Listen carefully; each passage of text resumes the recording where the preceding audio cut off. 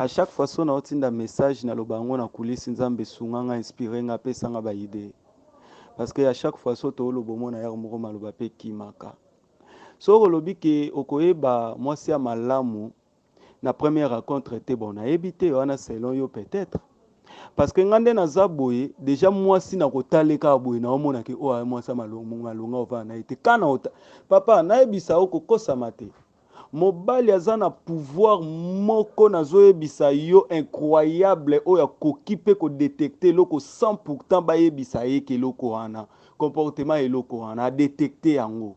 Je te dis vrai kana kotala mwasi boye na miso okomprendre ke oyo na olinge kaka mpona sepeli na nzoto na ye comme ça nasaka na ye bongo natika na nga me aza pena mwasi ovana na ye te aa pena mwasi otya na ndako te. Je te dis vrai mon frère, je te dis vrai papa, parce que mwasi oyo exemple azotambola nanu alati nanu bien te napesa exemple alati nanu bien te mini jipe bilamba moko ekangi ye na nzoto mpe etamboli na ye otali kaka makia omoni ka façon d'être na ye kaka ya so oza sérieux otelemisa ye te. Je te dis otelemisa ye te ote atalati ne mabe navanda ne na ndako moko na oyeba comportement na ye après yaya yebaka Dieu parle tantôt d'une manière tantôt d'une autre.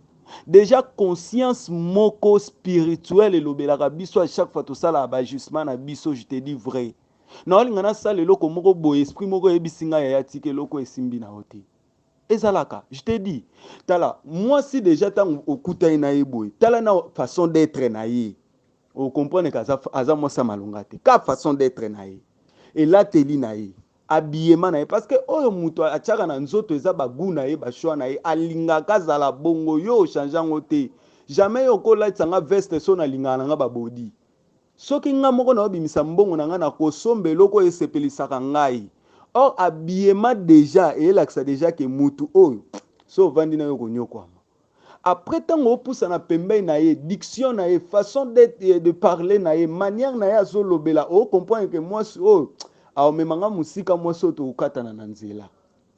Vous voyez c'est un peu sanga na oyebi so nayebi te eza évangile selon ngai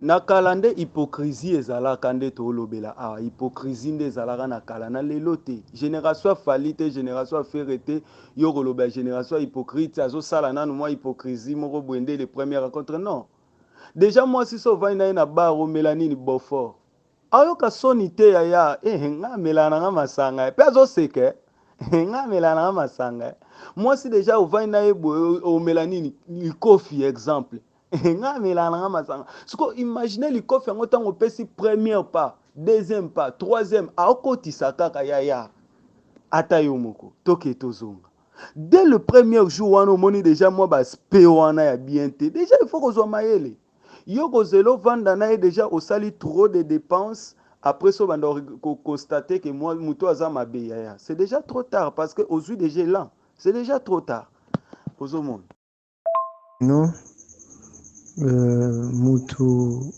que ce soit la femme que ce soit l'homme tout ça va imparfait chacun de nous a ses défauts maintenant pour trouver une bonne femme ou bien un bon homme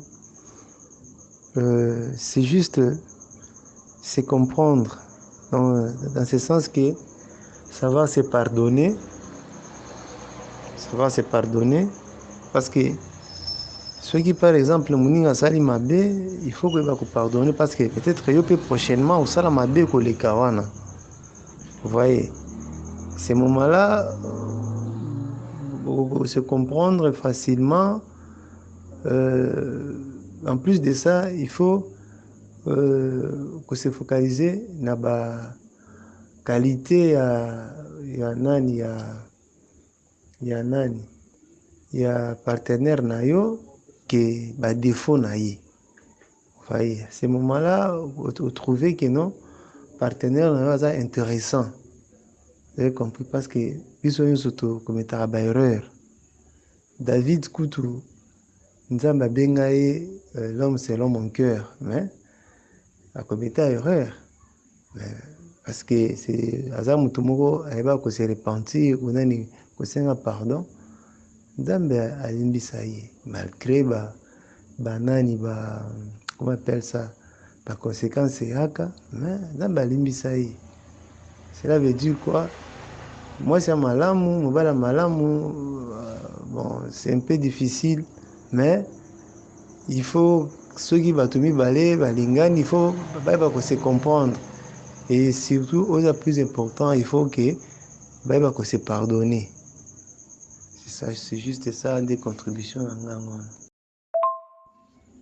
Honorable, là on comprendre ndenge zoloba moni mwasi azaka neti fluide ezwaka forme ya respirant oyo ezo contenir eza neti mobali nde respirant mwasi aza fluide, bien que au départ mwasi ako konani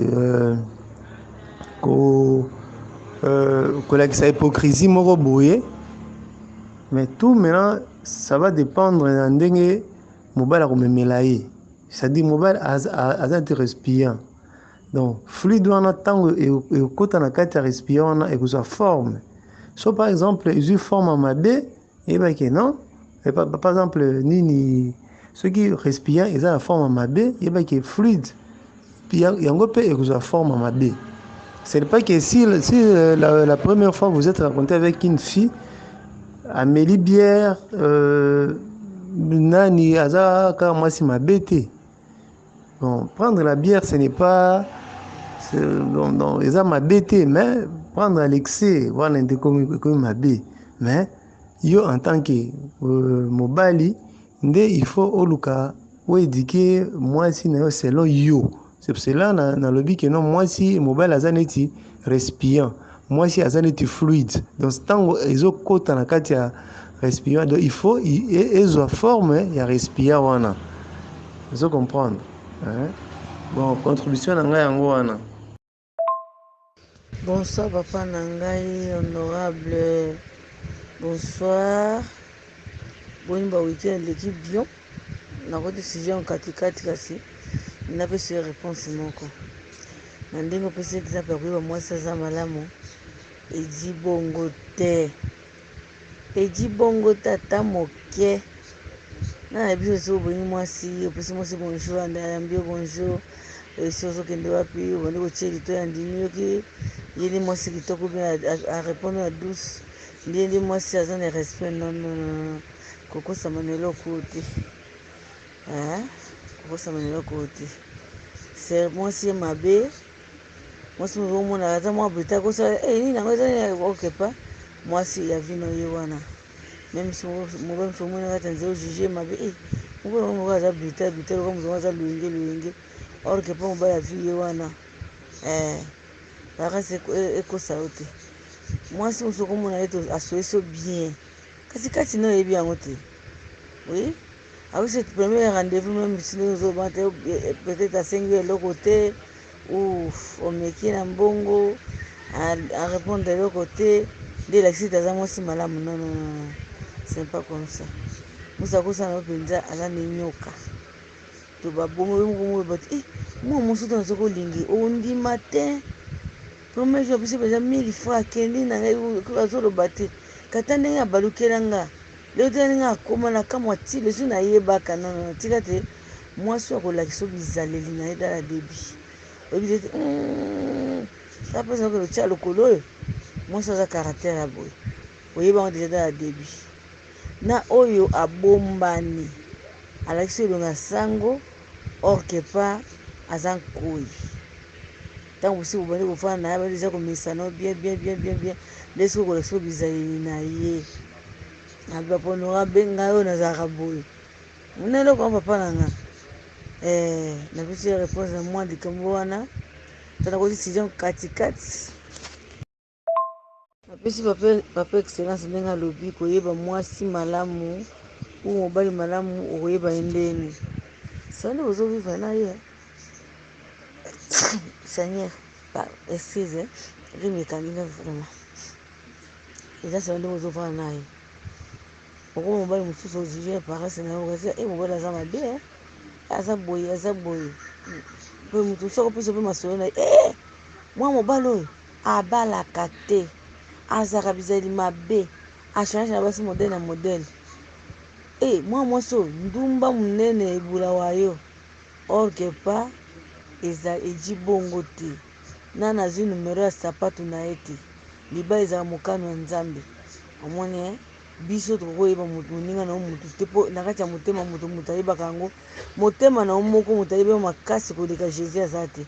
To ntango oyo ozolinga mwasi ube ozolinga osala couple moko boye te, ezala bozotonga bokomi musuni na musuni na yo, nzoto na yo, il faut oyebisa Nzambe Nzambe maloba même si mobali Nzambe ekutanisa mobali tovanda libela tobota bana tokolisa na change mibali misato mine te, ube na change basi na bota na basi ebele te.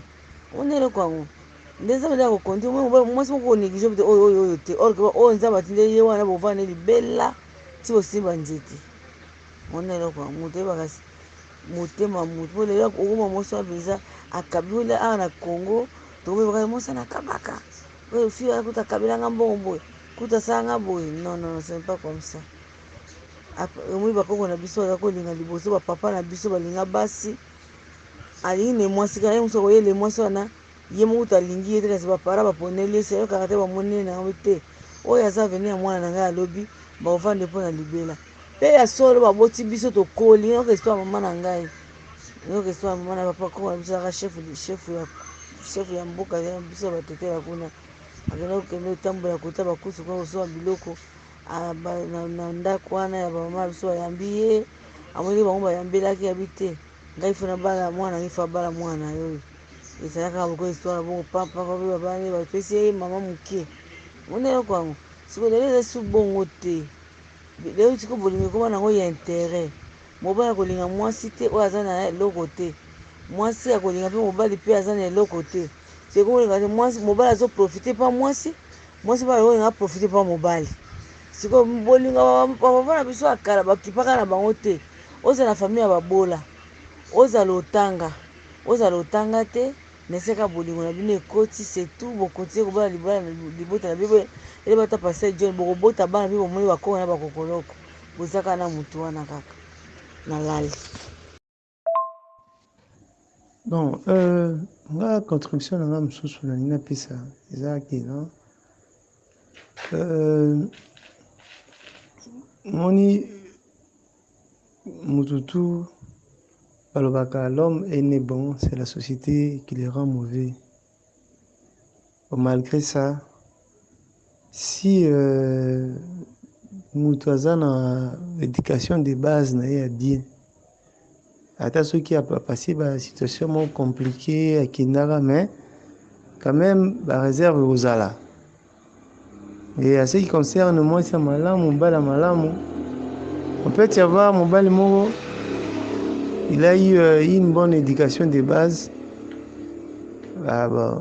peut-être à cause de la disparition il y a parents, il a été élevé par d'autres personnes, il a acquis une autre éducation. Mais si, comme c'est une personne, ce n'est pas une chose, une personne qui a une conscience, alors si du moins il a cette envie-là de chercher un partenaire moi bien, il doit d'abord chercher à se préparer moralement. Voyez, moralement, parce que c'est comme quelqu'un qui veut faire un examen, même si il n'a pas l'habitude d'étudier, il n'a pas l'habitude d'étudier à la maison. Si c'est une période où bah, épreuve ezali, ça la constat même finaliste la biso basala na 6e. Omona moto akima classe pendant 1 mois, 2 mois, mais à quelques jours à banani, il prend des choses au sérieux. Donc c'est lui le premier à chercher à fêter les cahiers. C'est la même chose qu'un homme s'il veut faire sa famille, il doit faire par tous les moyens qui est conscience naïe, donc ezonga donc azala mutu, bien que peut-être akutana na makambo moko na vie na ye aomela badiamba osala boye, mais aza mutu aza na conscience, aza mutu aza na conscience. C'est la même chose que la femme, c'est pour cela que non, on a toujours dit que non, libendende et finalement libende mususu, c'est-à-dire c'est le fer qui guse un autre fer. C'est la même chose que une personne peut aussi changer une personne. C'est pour cela je vous ai dit que non, mobali ou bien la femme aussi doit être comme un récipient. S'il trouve que son mari a un comportement un peu qui ne lui plaît pas, il doit se faire un récipient, il doit recevoir son mari comme le fluide. Si ce récipient a une bonne forme, vous allez voir que même la personne là va prendre cette bonne forme-là, il va changer totalement. Bon, je vais essayer un peu de me défendre par rapport à sujet tozolobela et puis par rapport à ba message aussi côté li na kati ya groupe. Bon, na yebite so tozo comprendre sujet zolobela ndenge nini okoki koyeba mwasi ya malamu pe ndenge nini okoki koyeba mobali ya malamu. Mais tozwi nanu sujet liboso ya ndenge nini okoki koyeba mwasi ya malamu po toke malem. Yaya toyokana malamu. Tozala na compréhension pour que to comprendre loko to lobela. Na pesa exemple moko clair. Ok kokitisa demande d'emploi na musala. Soki bazui yango bazaka pe na posa bayeba yo, bakobenga yo, bakomi ko poser yo mituna. Kaka na ko répondre na yo mituna wana nde bakoyeba ke mutuna yo ezo sala malamu, oza mayele, oza capable ya ko assumer poste yango to te. Bato bapozaka ba question wana bayebaka de kaka yo zo répondre bango ke okoki ko assumer to okoki ko assumer te, oza mayele to oza mayele te. C'est ça yango na répondre maman Maggie biso bana mibali tozaka na ba sensation na biso, na ba manière na biso, na ba ndenge na biso au moins si peut-être ça moins difficile na yo pour comprendre poza moi si oza mobali te. Mais nga nazopesa yo exemple moko eza très clair. Moi si ya malamu ba okoyeba eka so vandi na yete, oui le fait ozo vanda na ye okobanda siko komekola bandenge nini ye alingaka, makambu nini oyo alingaka to oyo alingaka te. Mais comportement na ye ya malamu to façon d'être na ye ya bien okoyeba yango soko za na moi sagesse okoyeba ngo dès le premier jour okutani na ye. C'est ça le problème o nga nazolobela. Parce que moi si soki déjà au téléminaye façon azo répondre yo ezolakisa ke aza mwasi moko aza bien éduqué. D'abord façon azo répondre yo, ba diction na ye façon azo prononcer yango, tonalité na ye ndoko comprendre que moi so aza bien instruit, aza bien éduqué. Pe façon d'habillement na ye maman koko samate. Okoki jamais kolata mini jupe soki eza goût na yo te, façon na yo te. Moi si oyo sa mesana na ye na mini jupe te, mukolo kolatisa ye mini jupe akozala mal à l'aise na nzela. Eza ba exemple oyo tozozwa po ke tobimisa eloko ya malamu. Akozala mal à l'aise na nzela. Mwana mwasi oyo nano alata talon te, mukolo kolatisa talon bala liboso ekozala mwa difficile po na ye po atambola. Ozomona. Mais mutu oyo alati ne ya talon to alati déjà mini jupe to alati elateli moko ya bien te, aza à l'aise na nzela par rapport à batunde bazo reprocher ye ezolobele loko te azotambola na ye azaka à l'aise. Parce que basi tango bozolata mabe mibali ba reprochaka bino na nzela, mais oza kuna te ozotambola na yo se komesana na yo bongo. Yango eza ba exemple oyo tozwi tolobi te ke nde okobimisa mutu ya malamu na elateli te, eza ba exemple oyo tozozwa. Moi si dès le premier jour okutani na ye amibombi te amibimisi, ozomona nde eza ba exemple oyo tozozwa. me nga nazoyebisa yo ndeti ngai nayebaka na nga mwasi kana elobeli na ye mwasi ya malamu kana elobeli na ye omoni na groupe na biso nde toza boye biso tuka nde totinda na bamessage awa deja nayeba koetudie mutu na mutu alingaka nini to alingaka nini te kana nde tozoloba ata na tokutana te face à face me nayebi deja koetudie ke oyo so na memi ebo akokomprendre nga so na memi ebo akokomprendre nga te mama Magi ka ndenge olobi wana elobeli na yo kaka ndenge olobi mama nazoyebisa yo ekokweyisa plus de 10 000 personnes plus de 10 000 garçons bana mibali 10 bakokweya ka na tonalité ka nde ozoloba wana nazoyebisa yo mutu pa kweyi ozomona mwasi ntango azorépondre mobali deja ozocomprendre ke oyo so navandi na ye abotela nga to amemela nga eloko ya malamu c'est ça mwasi tonalité na ye badiction na ye ntango azoloba deja ozocomprendre ozomona yango napesaki exemple nabengi tantine esquize afioteli nga yaya mwasi abongo nalando kaka mpo balingaka mwasi na mosika te bakomprenaka mutu na mosika te tantine esquise aboni boye ko tanto ozoderange nga omona te koderange nga yaya ata bongo nalandi oka nalinga oka po nayebi yo nanu te nakoyeba o apres te mama te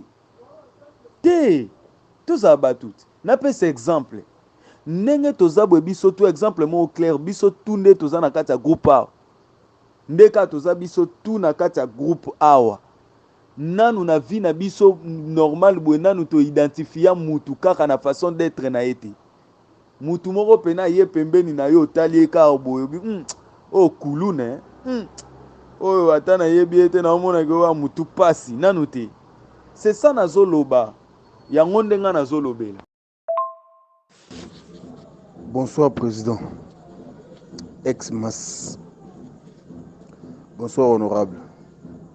Bonsoir toutes les belles dames du groupe et aussi bonsoir tous les beaux gars du groupe. Bien que balali, nous sommes basés dans Mitelingano, nous sommes dans l'ambiance. Nous sommes ronflé déjà. Aujourd'hui, à la matata, trop matata. Ok, merci, c'est un beau sujet. Surtout, bateau tepa nous. Na bateau calculer pour se retrouver tel haut là. Biso bayo.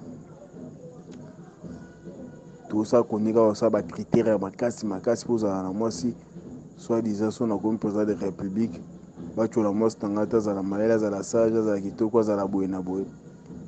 Ya mtezo boma. So on va intervenir par rapport à l'expérience on va vivre par rapport à la réalité tout le monde a mokili par rapport à raisonnement par rapport à couple mususu ou simba te.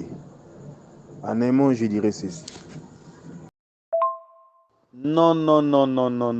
Là, je suis contre à 100%. Napesa nono exemple. Exemple moko clair. Omoni ata bana so tobota na kati ya ndako, bana obiso tobota na kati ya ndako. Bayebaka déjà ba point ya ba parents. Déjà moi na yebi déjà que papa zalaka un peu dire. Maman so na expliquer ata ko loba mais au moins ko comprendre nga na suka. Déjà moi na yebi. Pe la majorité ya bana na mokili oyo bazalaka ba enfant chéri ya ba maman. Ba enfant chéri ba maman. Bakangamaka mingi na ndaku na ba maman. Na pesa troisième exemple. Mwana mwasi na kati ya ndaku soka zwi zemi. Muta liboso akobetela lisolo eza papa to mama. Eza mama. Akobetela no mama lisolo po ayebi ke mama ko bomba ye pe mama ko luka manière nini tactique nini ya kobetela papa pour que likambo wane koma gravité. Ye ukoloba bongo te papa soki papa to mama. Ukoloba bongo te. Okoloba bongo te. D'abord papa ndenga aza wana ayebaka déjà ke nzela oyo mwana nanga azokende eza bien te. Yango monaka adage moko ebima balobaka ke mwana soki abongi aza ya papa, mwana soki abebi aza ya mama. Pourquoi? C'est parce que papa azalaka trop strict. Papa azalaka ayebaka déjà, papa comprenaka déjà que loko ekosukisa biso mabe. Ata so boswana na ndaku, papa azalaka moto ya liboso akomprendre ke discussion oyo nde ezokeye na omona ngo eke bien te mais mama te mwana mwasi soki ase lance sa fongwami na ye ti akoluka babondele po akita mais tata te tata komprenake discussion oyo nde ezaka moke boye totika po so tokontinue yango emema biso na terrain yaya toloba likambo eza clair ti toloba likambo oyo tozoraisonne bien ti bandeko po tosala débat kitoko. Maloba, le début a été toujours difficile.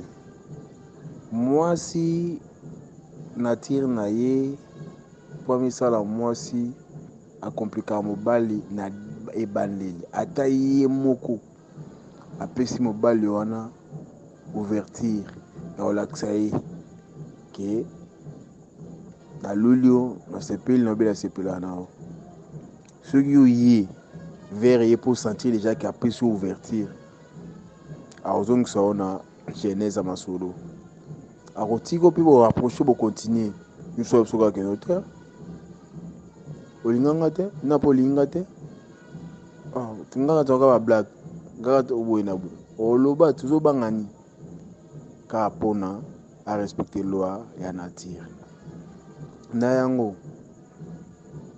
mwasi obengi na nzela mosusu te ezalaka bo babalani babetana bambata bafingana na transport na soki moko asengi pardon bakabo bakenda bajour bayokutana base rappele base excuse ale ko masolo ya bolingo